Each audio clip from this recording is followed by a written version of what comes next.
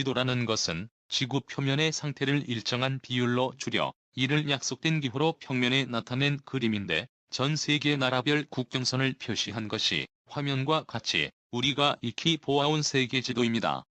대한민국의 면적은 약 10만 평방킬로미터로 세계 107위입니다. 순위로 보면 거의 중간입니다. 국토 면적이 상위권 나라로는 러시아는 대한민국의 170배, 캐나다 100배, 미국 98배, 중국 96배, 브라질 85배, 호주 77배, 인도 33배, 아르헨티나 28배, 카자키스탄 27배, 알제리 24배 등입니다.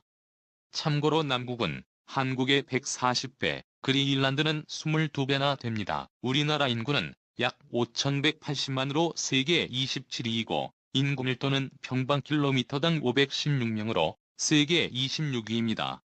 그렇다면 경제력 관점으로 그린 세계 지도는 어떻게 될까요?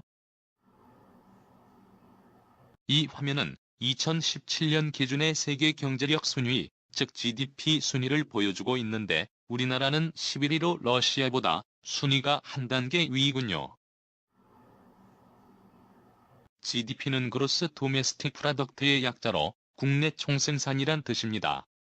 한 국가에서 일정 기간 동안 창출한 부가가치 또는 최종 생산물로 그 나라에서 생산된 모든 소득을 뜻하며 경제 성장률 생산 중심 지표로 활용됩니다. 이 GDP 관점으로 그린 세계 지도는 다음 화면과 같습니다. 일반적인 세계 지도에서는 작아서 잘 보이지 않는 대한민국이 쉽게 찾을 만큼 크게, 즉 GDP 순위에 따라 11번째로 크게 그려져 있습니다.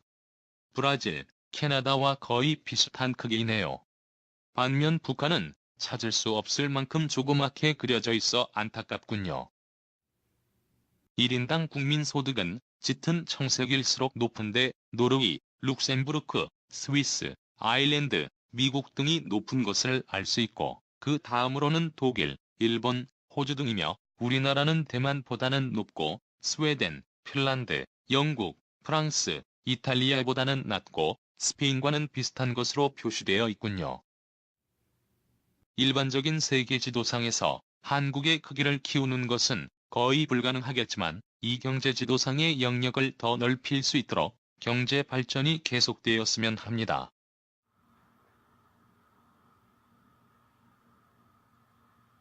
이 지도는 GDP 관점의 세계 지도를 국기의 크기로 나타낸 것인데, 이전 화면의 경제지도보다는 더 알기 쉽게 나라별 GDP를 비교하고 있군요. 중국의 경제지도가 자꾸 커져 미국보다 더 커지는 것을 막기 위해 미국이 중국과 경제전쟁을 벌이고 있는데, 10년 후에 이 경제지도가 어떤 모양이 될지 궁금합니다.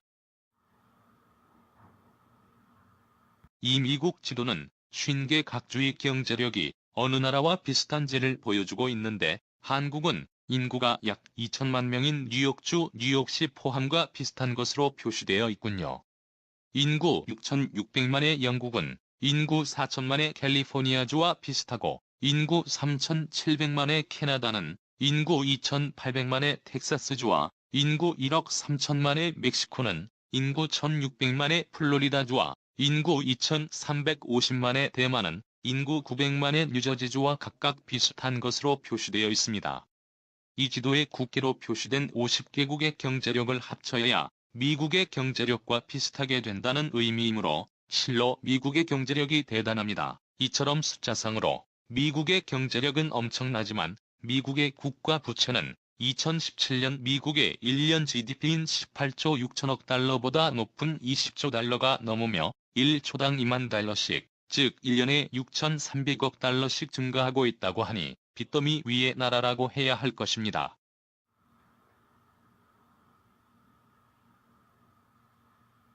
같은 방식으로 중국의 각 성이나 자치구의 경제력이 어느 정도인지 나타낸 지도입니다. 인구 520만의 노르웨이 경제력은 인구 2100만인 베이징과 비슷하고, 경제력 가장 크고 인구가 1억 400만인 광동성은 인구가 4700만인 스페인과 비슷한 경제 규모이고, 인구 7400만의 강서성은 인구 2500만의 호주와 인구 8800만의 사촌성은 인구 3,850만의 폴란드와 인구 3,500만의 복건성은 인구 8,100만의 이란과 인구 4,700만의 절강성은 인구 820만의 스위스와 경제 규모가 비슷함을 알 수 있습니다. 각 나라별 경제력을 쉽게 비교할 수 있는 경제 지도로서 세계 경제에 대한 이해력을 제고하는 데 도움이 되었으면 합니다.